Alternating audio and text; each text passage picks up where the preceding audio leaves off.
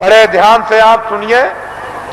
ये आसक्त रहित ये परिवार होगा जैसे राजा जनक थे। उनको राजकाज आदेश का पालन करना था, उसको कोई मोह ममता नहीं थी। निर्लेप थे, जिसको कहते हैं विधेय। कोई आसक्ति ना हो उनको, उसको विधेय। उनकी जीवात्मा जाग गई। हम उस चीज की आपको तैयारी करके धीरे धीरे उसी तरफ जा रहे हैं। ये तैयारी हो जाए और इतनी प्यास लगेगी कि तुम लोग प्रधानमंत्री बन जाओ, तुम मुख्यमंत्री बन जाओ, ले तुम राजा बन जाओ और तुम ये बन जाओ, तो तुम फौरन फेंकोगे कि हमको नहीं बनना, की जरूरत हमको नहीं, हमसे ये काम नहीं हो सकता। अरे भाई वो चीज तो कुछ और है। तुम यहां मरे जा रहे हो वैसे ही बेमतलब। अरे महात्माओं के पास आकर के कुछ काम करो तो कुछ काम भी हो जाए।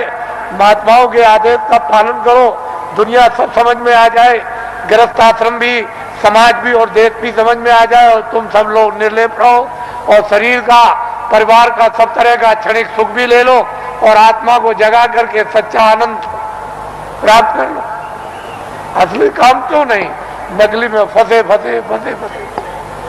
और ये जो नशे चढ़ा रखे आपने, एक नशा, कितने नशे तुमने चढ़ा रखे। और नशों को जो आपने चढ़ा रखा है तो किस तरह से तुम बदहोश हो, होश ही नहीं, कुछ होश नहीं है। तो इसलिए आप थोड़ा सा समझ से काम लो, बुद्धि से, और जाग करके संदेश सुनो, सो करके मत सुनो। वही मनुष्य है जो जाग करके सुनता और फिर वो अमल करता है। जैसे वस्त्र पहन लिया तो ठंडी दूर हो जाएगी, गर्मी दूर हो जाएगी, बरसात की हवा नहीं लगेगी। लेकिन जब तुम उस वस्त्र का अमल ही नहीं करोगे, वस्त्र पहनोगे नहीं, शील, क्षमा, संतोष, विनय, विवेक, ये एक वस्त्र है जो पहन लिया जाता है, तो काम, क्रोध, लोभ, मोह, अहंकार पता नहीं किधर चले गए। अभी आपने इसका वस्त्र पहना तो आपको क्या मालूम होगा कि वस्त्र कपड़ा कैसा होता है। तो आप लोग आज, क्योंकि बहुत से लोग सुबह भी आ गए, रात को भी, नामदान तो कल हुआ था। यह नामदान सर्वोपरि दान है। इसको ऐसा मत समझिए, वक्त और समय आएगा तो लोग बहुत भटकेंगे इसके लिए। जो आज इसकी अवहेलना, तिरस्कार करेगा, उसको 200-200 मील, 400-400 मील, 500-500 मील दौड़ करके जाना पड़ेगा। ये अभी से मेरी बातों को याद रखिए। ये नामदान सर्वोपरि दान है और ये आत्मा के धन का दान है, आत्मा के ज्ञान का, आत्मा की सिद्धि का और आत्मा की शक्ति का और आत्मा के अमृत का ये सच्चा दान है। ये बाहर का वो छाया का दान नहीं है। इसलिए वो मंत्र नहीं है जो गुरु मंत्र, ये गुरु दीक्षा नहीं है, ये आत्म मंत्र है, आत्म दीक्षा है। इसलिए इसको नामदान कहते हैं। आप लोग इसको सम्मान से ले लो और ये सबके काम आएगा। हिंदू, मुसलमान, सिख, ईसाइयों के, छोटे बड़े, बच्चे और बच्चियों के, ये अमूलक वस्तु है। ये हीरे जवाहरात से नहीं मिलेगी, चाहे जितना भी दुनिया में बांटो। जब उस प्रभु की कृपा हो जाएगी उन महात्माओं पर, तभी वर्षा होगी। इसके पहले कुछ छेड़ने वाला नहीं, पत्ता नहीं हिलेगा। लेकिन जो दया उनकी हो गई कि इन आत्माओं को अवसर दे दो, इनको मौका दे दो, इन पर वर्षा कर दो और ये बीज डाल दो। जब वो ऋतु और समय आएगा तो जम जाएगा।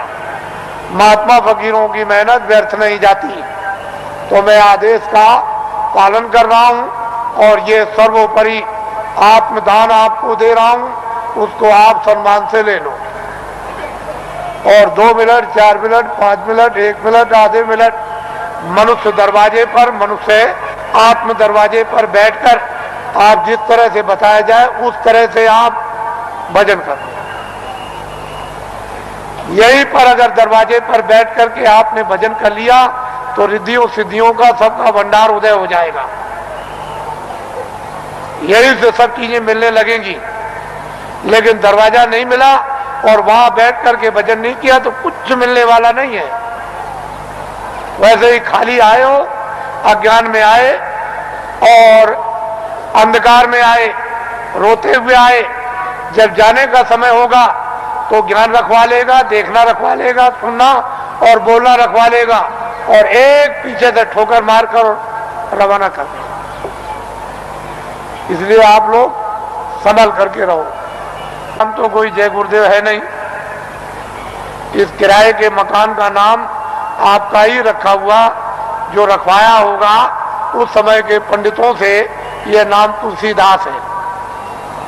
और जय गुरुदेव नाम उस परमात्मा का, ईश्वर का, भगवान का, उस सर्वशक्तिमान, उस ब्रह्म का, उस अल्लाह ताला यानी खुदा और गाड का नाम। ये किसी इंसान आदमी का नाम नहीं। तो जो नाम मैं भगवान का बोलूंगा सब लोग एक साथ बोलेंगे, आगे पीछे नहीं। जो नाम बोलता जाऊं सब लोग उच्चारण करना, जिससे हमको मालूम हो कि आप शुद्ध नाम का उच्चारण कर रहे हो। जब मैं बोल बंद हो जाऊं तो आप भी बंद हो जाना।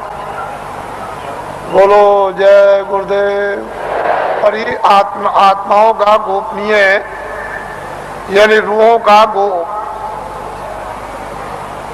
ये छुपा हुआ राज, ये खजाना है। ये जब तुम जरा सा रियाज और जरा कमाई करोगे, थोड़ी सी आप मेहनत, अभ्यास और साधना करोगे तो जल्दी से ये प्रकट होने लगेगा। लेकिन तुम ऐसे ही बैठे रह गए तो घर का भी कोई काम नहीं होता। और वैसे घर में भी कोई आपको नहीं पूछेगा, अरे भाई काम प्यारा, चांद थोड़ी प्यारा है।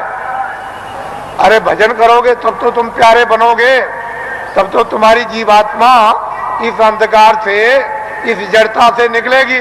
लेकिन भजन नहीं करोगे तो कौन किसको प्यारा? पति स्त्री को जवाब देता है, स्त्री पति को जवाब देती है, माँ बाप बच्चे को जवाब देते हैं। चाम नहीं प्यारा, काम प्यारा।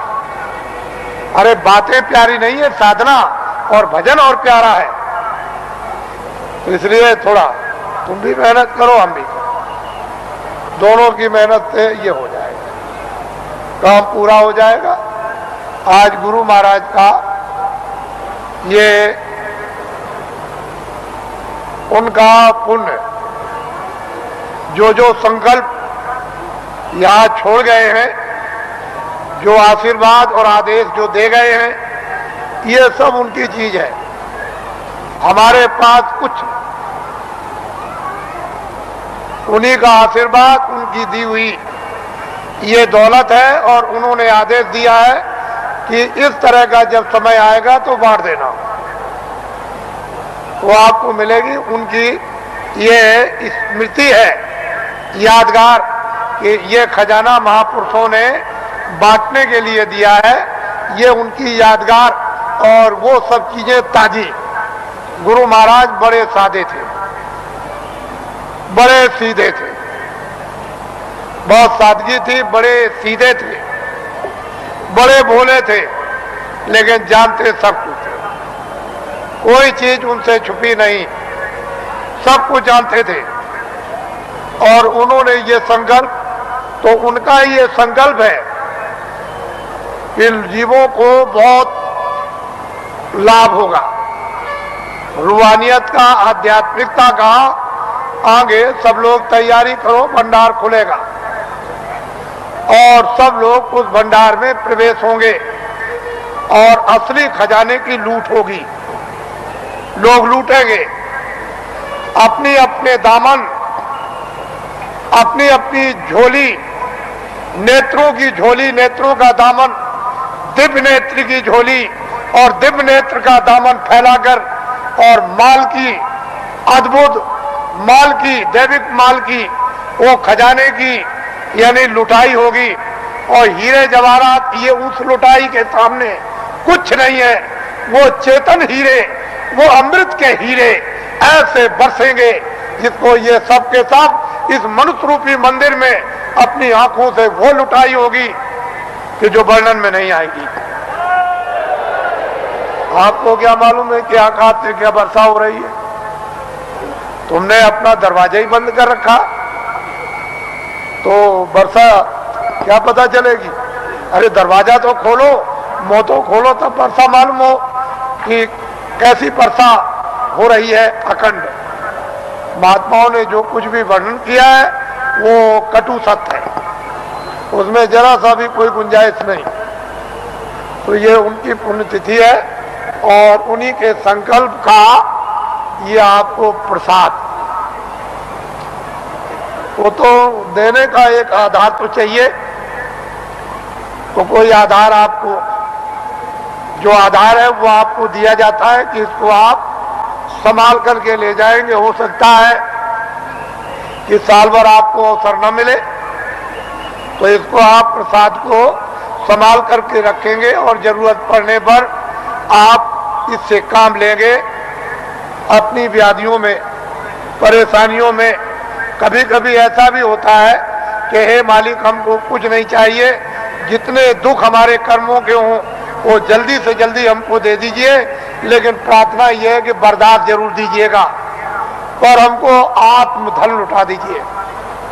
तो इसलिए भी आत्मधन की लूट के लिए भी प्रसाद खाते हैं, ये तो मुख्य चीज है। लेकिन कभी कभी तरह तरह के कष्ट, तरह तरह की परेशानियां, तरह तरह की हैरानियां परिवार में, बीमारियां परिवार में, बच्चों में और बच्चियों में, पत्नी में और पति में, भाइयों में, माँ में, पिता में, अड़ोसी में, पड़ोसी में, जात में, बिरदारी में, समाज में, दफ्तरों में और राज में और इसमें और उसमें, ये तरह तरह की जो बीमारियां, जो रोग लग गए हैं, उनके लिए भी लाभदायक।